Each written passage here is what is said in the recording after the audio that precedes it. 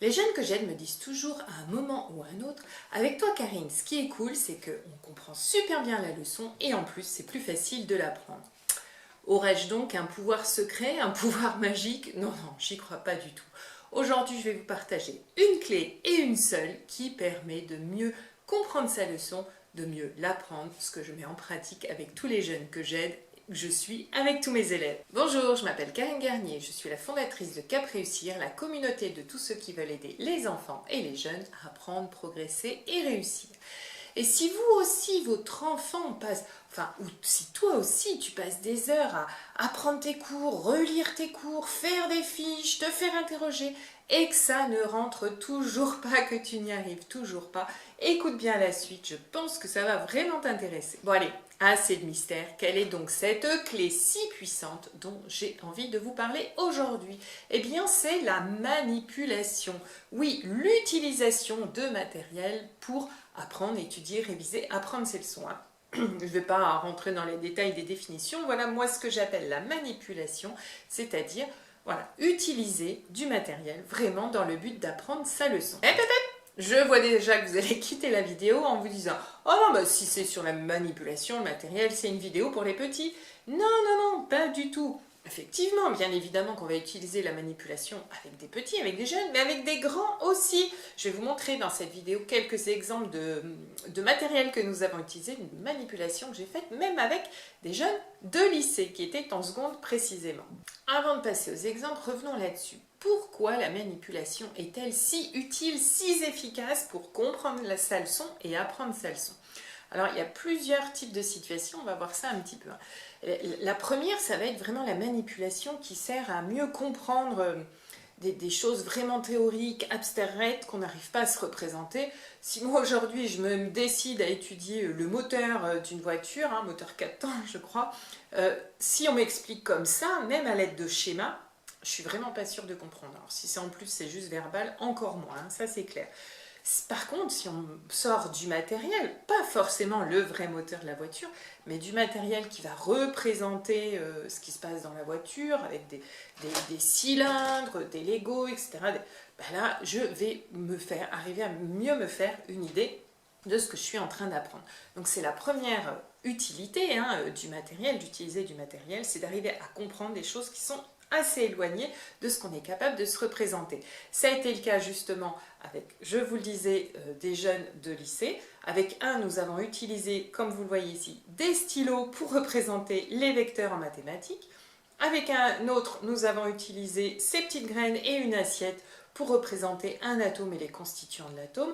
Avec celui-là aussi, nous avions vu aussi en mathématiques, alors j'ai pas pris la photo ce jour-là, mais pour comprendre les intervalles, vous savez, ouverts, fermés, des couvercles de boîte avec des petits jetons de numéros qu'on avait mis au milieu. Enfin, voilà, on peut inventer comme ça, on peut utiliser tout un tas de matériel qui permettent de comprendre des choses quand même assez complexes et pas abordables immédiatement. Alors ça, c'est vraiment la première utilité et c'est pour ça que je vous dis que c'est vraiment très utile pour comprendre ces leçons.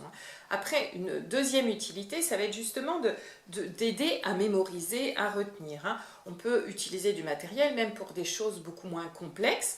Je pense notamment à cette jeune avec qui nous avions utilisé ces boîtes, ces Playmobil, etc.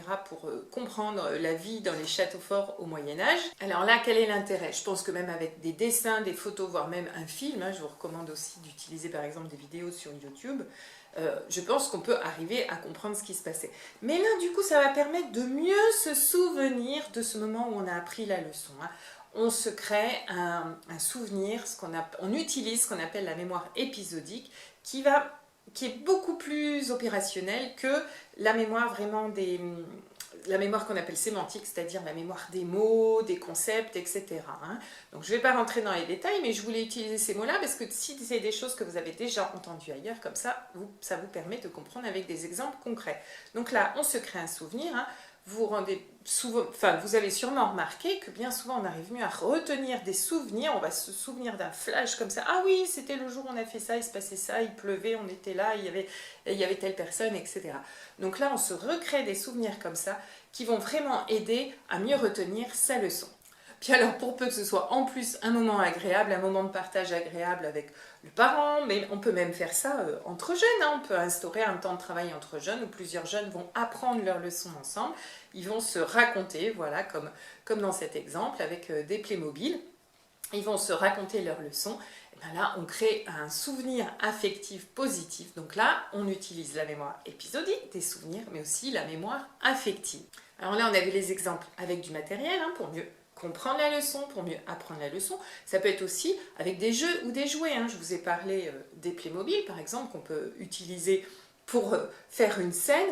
J'imagine, tiens, je viens de voir avec un jeune que j'ai de la Révolution française en classe de 4e, c'est vraiment pas un sujet facile, mais on peut peut-être mieux comprendre son cours, comprendre ce qui se passe en utilisant des Playmobil, qu'on va représenter les trois ordres, au moment des états généraux, enfin des choses comme ça, voilà. Donc on peut utiliser des jouets, on peut utiliser des jeux, alors des jeux qui ont été prévus pour apprendre justement, il y en a beaucoup, moi je vous ai fait une vidéo sur les jeux de tam-tam par exemple, mais on a aussi des jeux qu'on peut détourner, je pense par exemple au qui-est, au jeu de qui-est qu'on va peut-être pouvoir utiliser par exemple suite à une leçon d'anglais sur les parties du visage, enfin tout ce qui concerne le visage. Donc tout ça, vous le voyez bien, ça va vraiment jouer sur la motivation, l'envie d'apprendre, hein. Ça c'est vraiment très très important.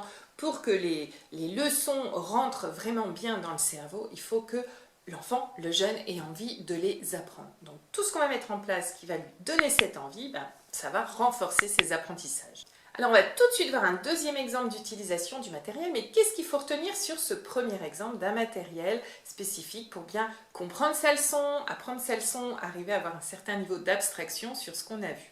Eh bien déjà, essayez au maximum d'utiliser le corps, hein. Plus on utilise son corps, plus on mémorise ce qu'on a appris. Alors comme dans cet exemple ici, où avec ma classe de CE1, on avait utilisé voilà, le matériel de PS pour comprendre la notion de point aligné, d'alignement en mathématiques. Alors si la situation ne se prête pas à utiliser tout le corps, bah, au moins voilà, utilisez les mains, hein, comme dans l'exemple du château fort, ou un dernier exemple aussi pour la route, comme on dit. Voici ici un petit film, un petit extrait d'une séance de mathématiques avec une jeune du collège, elle devait être en 5e je crois, où on a travaillé sur les histoires de pourcentage. Alors quelle est la proportion de gomme bleue et rose? 3 3 sur 100. Donc ça fait combien on dit? 3 centièmes. 3 pour 100. 3 pour 100. Ok. J'en ai retrouvé une. Tu les remets dedans avec les autres. Et maintenant, tu me donnes la proportion de gomme fruits. Pardon. Mes petits ananas sont trop... Bah voilà. Ah bah non, il y a aussi ça comme fruit. Il est où mon raisin? Alors, quelle est la proportion de gomme fruits? 6, 7. 7 quoi? 7 sur 100. Donc on dit 7%. Très bien. Alors là, vous comprenez sans doute exactement ce que je vous ai dit, c'est-à-dire qu'on va se créer un souvenir, voilà, quand elle sera au moment en classe, son exercice ou son évaluation, de se dire « Ah oui, oui, oui, les pourcentages, c'est le jour, j'ai vu ça avec Karine et avec ma collection de gomme. » Donc voilà, on se crée un souvenir et puis on partage un moment agréable qui permet aussi justement de plus ancrer ce souvenir, donc la mémorisation de sa leçon.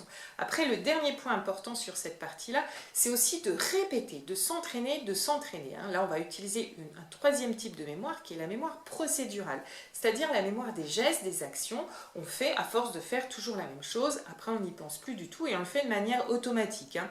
Je pense, alors, effectivement, sauf pour les enfants dyspraxiques qui ont justement des troubles à ce niveau-là, mais sinon on fait les choses de manière automatique, que ce soit couper sa viande, faire ses lacets, pour les plus grands conduire une voiture, etc.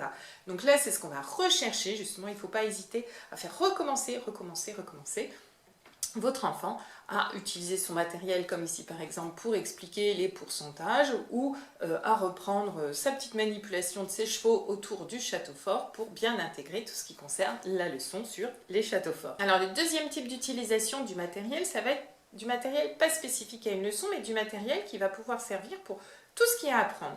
Je pense notamment aux bâtonnets, aux petits bâtonnets. Je vous avais montré un exemple dans la vidéo sur apprendre les techniques pour apprendre les tables de multiplication. Je pense aussi aux flashcards. Ça, je vous ai mis aussi un exemple, on en a parlé dans la vidéo sur apprendre une leçon d'anglais. Après aussi, de façon un peu plus élaborée, on a tout ce qui est labbook. Et puis ce que je viens de voir dernièrement dans un post Facebook, c'est voilà, de se créer une petite leçon interactive avec des petits scratchs à manipuler. Donc là, c'est un deuxième exemple, vous voyez, où la manipulation ne sert pas à comprendre, à se faire une représentation de la situation, mais où on manipule du matériel, ce qui rend, comme toujours, les choses plus ludiques, plus agréables, enfin voilà, quand on manipule du matériel pour apprendre sa leçon. Donc là, on le voit bien, il ne s'agit pas de matériel spécifique pour apprendre une leçon de maths, une leçon de sciences, une leçon d'anglais, une leçon de je ne sais pas quoi. C'est du matériel qu'on va pouvoir utiliser, quelle que soit la leçon. En fait, le matériel est juste le support des notions à connaître. Donc ce genre de petit matériel va rendre l'apprentissage d'une leçon beaucoup plus agréable, beaucoup plus ludique, comme nous en parle Laura, avec qui j'ai travaillé pendant quelques temps. Tu aimes bien quand on travaille ensemble? La méthode de travail, c'est pas la même qu'à l'école. Ouais. Bah non, mais déjà, on fait pas genre des labels, des trucs comme ça. Genre, c'est tout le temps des cours normaux, tout le temps des trucs sur papier. Genre, c'est des leçons soit écrites, soit écrites dans un cahier. Puis à apprendre, genre, on dit vous apprenez ça, puis contrôle. Ouais. Ils donnent pas de technique pour apprendre. Non, il y a, non, il y a Méthode rien pour de, apprendre, ouais. c'est juste une leçon normale. Ouais, ouais. Donc là, le fait qu'on fasse des choses autour, ça te plaît. Qu'on Ouais. varie les techniques, Oui. t'aimes bien? Donc c'est toujours pareil, hein, vous le savez, plus on prend plaisir à apprendre, plus l'enfant, le jeune va accepter de s'y mettre et plus ça va rentrer tout seul. Et puis, en dehors du plaisir que ça procure, hein, vous savez qu'on est assez loin des stéréotypes, mémoire auditive, mémoire visuelle, mémoire kinesthésique. D'ailleurs, dites-moi si ça vous intéresse d'avoir une vidéo à ce sujet, pourquoi est-ce qu'on considère que c'est un neuromythe, comme on dit. Aujourd'hui, hein, on arrive un petit peu, enfin tous les scientifiques arrivent au consensus que plus on va être capable de refaire ce qu'on a appris, plus on va être capable d'agir, voire même le must du must, c'est capable d'enseigner, hein, c'est-à-dire de faire cours. Si votre enfant s'amuse à faire le prof, à jouer à la maîtresse pour vous montrer qu'il a compris son cours, laissez-le faire. C'est la meilleure façon, la façon ultime de s'assurer qu'on a bien compris le cours. Donc nous voilà avec nos deux grands types de situations, un matériel spécifique pour apprendre une leçon, pour bien comprendre et apprendre une leçon particulière, ou du matériel qu'on va pouvoir réutiliser, varier, il faut varier aussi les plaisirs pour apprendre différents éléments à retenir, que ce soit les tables de multiplication, des mots d'anglais, je ne sais pas quoi encore, enfin voilà. Bon, alors ok, il y a une difficulté dont je n'ai pas parlé jusque-là. Vous voyez de quoi je parle ? Non, ça va pas être de trouver le matériel. Vous voyez bien qu'avec ce que je vous ai montré, on a tout sous la main, les petites graines, les assiettes.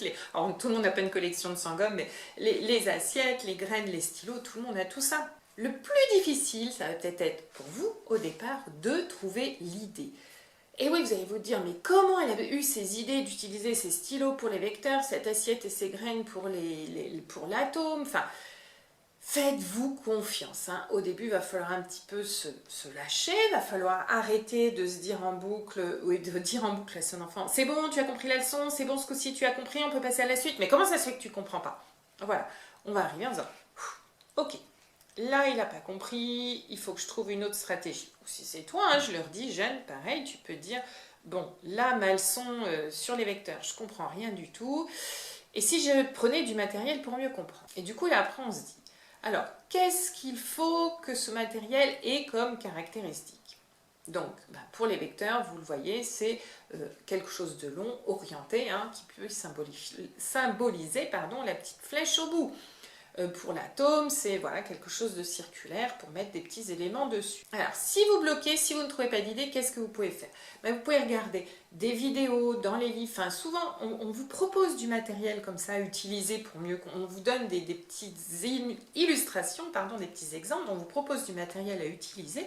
Donc, faites-le. Ne vous contentez pas de regarder la vidéo. Si on vous propose une manipulation, vous la faites, vous la refaites vous à la maison, ce qui va permettre de vraiment mieux comprendre la notion à retenir. Et puis pour vous les parents, écoutez vos enfants, ça se trouve bien souvent, eux ils auront une idée. Si vous leur dites, bon je vois bien que, pour regarder l'exemple des vecteurs, je vois bien que les vecteurs tu n'as pas compris, et si on prenait du matériel, qu'est-ce qu'on pourrait prendre? Ça se trouve, eux ils vont avoir une idée à vous proposer. Et puis si malgré tout ça, vous séchez toujours, venez rejoindre le groupe Facebook de Cap-Réussir. C'est un groupe d'entraide et de partage autour des apprentissages. Donc, venez d'ailleurs, même si vous avez des idées de matériel que vous avez utilisé, ça pourra donner des idées aux autres parents. Et puis si vous n'avez pas d'idées, vous pouvez venir aussi poser votre petite question. Voilà, mon fils a une leçon à apprendre sur la Révolution française. Qu'est-ce que je peux utiliser comme matériel pour l'aider à mieux comprendre tout ça? Et puis vous pouvez toujours aussi aller regarder les autres vidéos de Cap Réussir. Je vous en mets d'autres sur les tables de multiplication et les leçons d'histoire. C'en est deux parmi d'autres où j'ai donné pas mal d'exemples d'utilisation de matériel. Nous on se retrouve très bientôt, à la semaine prochaine, bye!